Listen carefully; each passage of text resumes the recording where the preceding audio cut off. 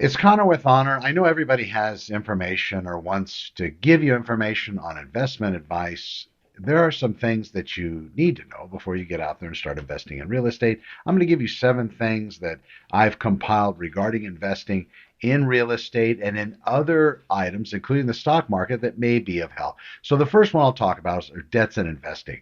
While it's commonly advised to avoid investing until you're debt free, experts suggest this isn't always the best approach. High interest debts like credit card balances should be prioritized, but with low interest debts like mortgages or auto loans, investing at the same time could actually pay off for you.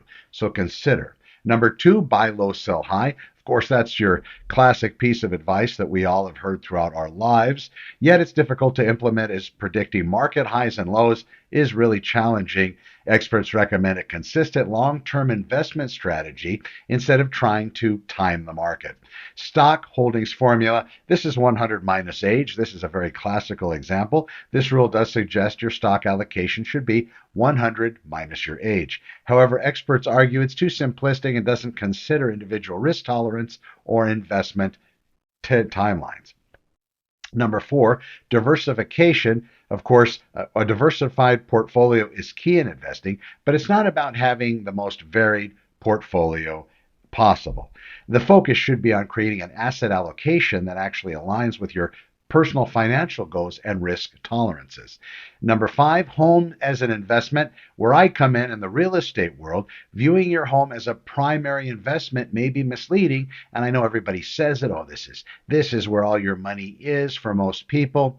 Experts point out that the cost of home ownership and the historical performance of real estate compared to the stock market show that a home may not always be the best investment, but in most cases, overall, when you look at the entire track record, it seems to be fantastic. But this is something that's very personal in nature, and you definitely need an expert's advice before jumping in. And of course, online, everybody makes it look simple. Everybody gives their advice. You have those mega rich out there, those very beautiful people that have a lot to say about a particular subject, and they bring in the people, they draw them in, and then people get in there and they find they're in over their head.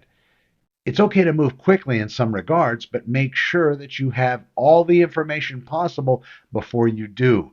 It should be a passion with you. It should be something that burns a fire in you that you can't seem to put out because your mind is always on it. So if that's the case with anything, any investment strategy, career change, whatever that may be, then that's probably the right chemistry to get you moving forward and for you to be successful. Number 6, high risk and high rewards. The notion that high risk always leads to high rewards is definitely challenged. Investors should consider their personal comfort with potential losses and understand that high risk investments don't necessarily guarantee higher returns. And finally, number 7, retirement is a number, not an age. Retirement planning should be based on financial readiness, then a specific age. This approach requires adjusted savings rates and investment strategies to meet your own personal retirement goals. In conclusion, there are many common pieces of investing advice. You'll see it on all the social media platforms. Their applicability varies based on individual financial situations, goals, and risk tolerance. You, as an investor, should assess which rules align with your personal financial objectives and which do not. Seek out those advice from experts that have a good track record in their field, and you should be golden. Be well.